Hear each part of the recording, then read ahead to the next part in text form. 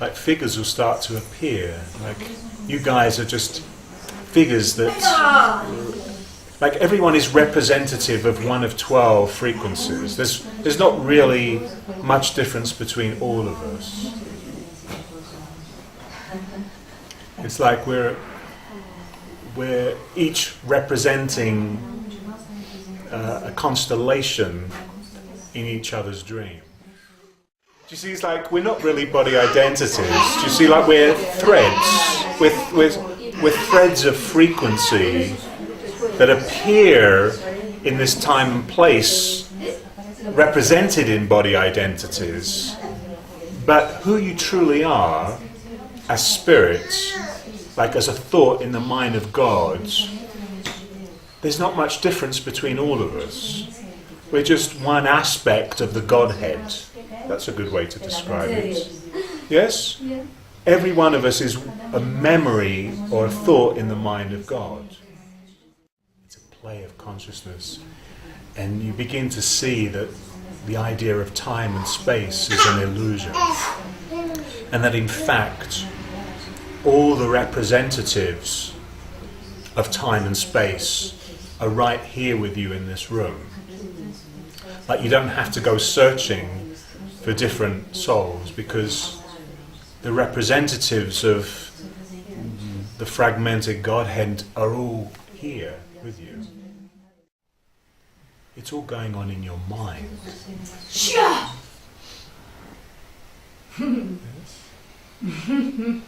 Even this world is going on in your mind. You've put it out there.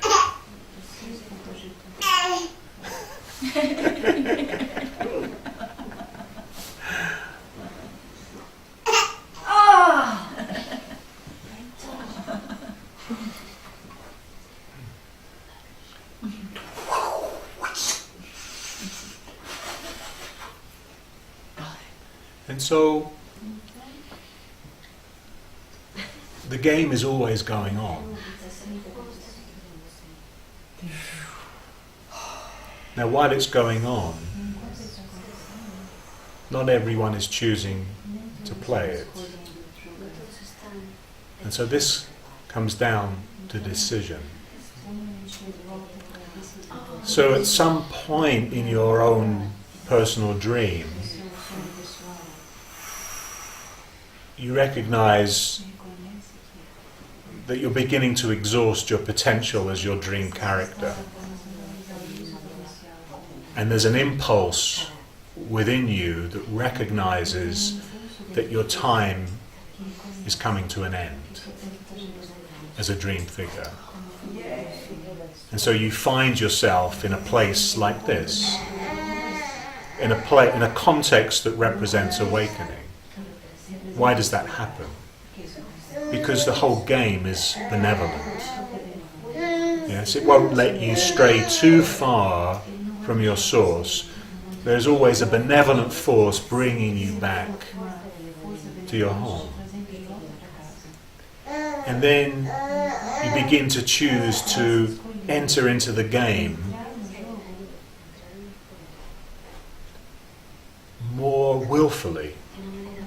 Let's use the idea of will. Yes? You use your cojones.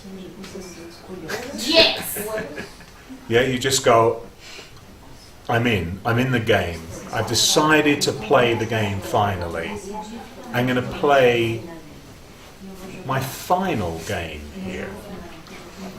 Yes? So they're no longer games of distraction. They're no longer games of death.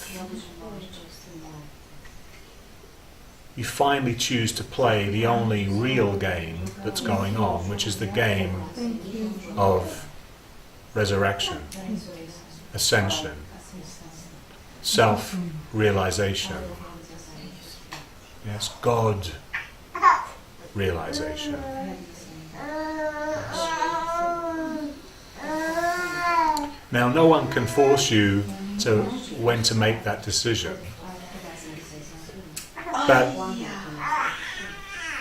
There's the idea from the Bible that many are called, You chose to hear. yeah, but few choose to hear. It's like, and finally you decide to hear. You decide to hear that little voice that's calling to you, calling you home, and you decide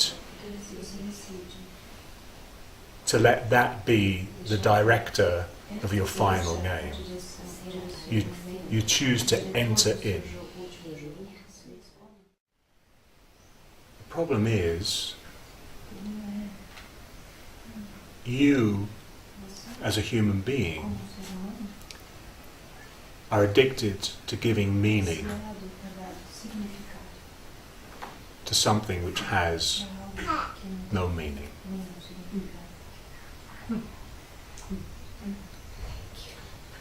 Yes?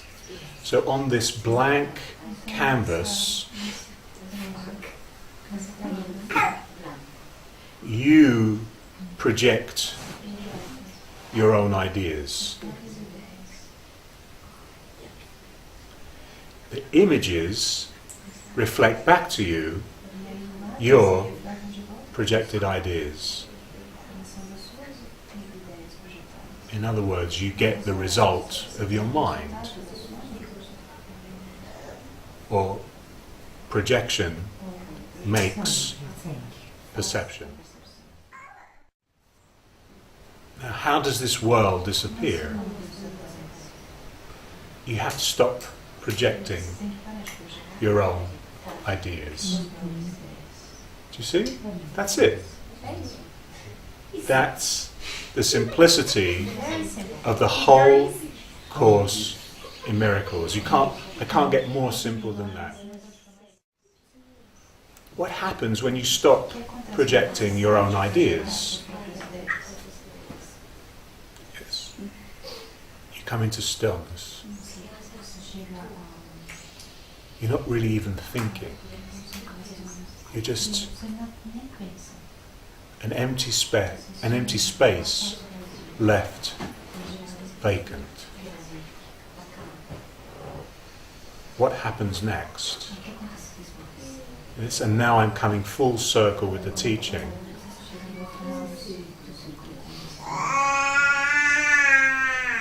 Yes.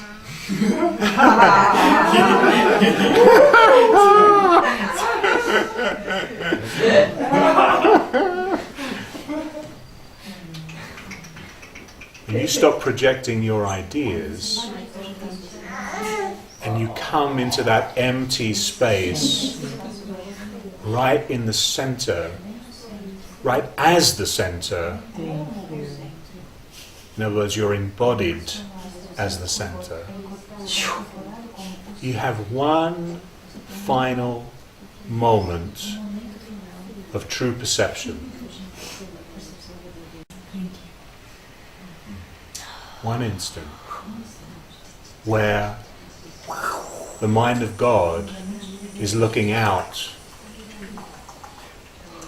at this perfected world because you have had your mind perfected,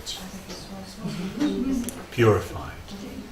In other words, your mind has returned back to the original will of God. Now the reason that that moment only lasts a moment is because the force of bringing your mind into the crosshairs, yes, when you're shooting and you have a little cross, it's like you brought yourself back to center and you're in the crosshairs. The world cannot be sustained by that amount of light that you're emitting. And the whole thing is bleached out, to use an idea that Chris used in one of his poems. I like that idea. The world is bleached out of existence. Do you see? And you move from true perception, yes, a final moment of God reflected back to you here, the whole world disappears and you return to knowledge. Yes. And we come full circle. Yes.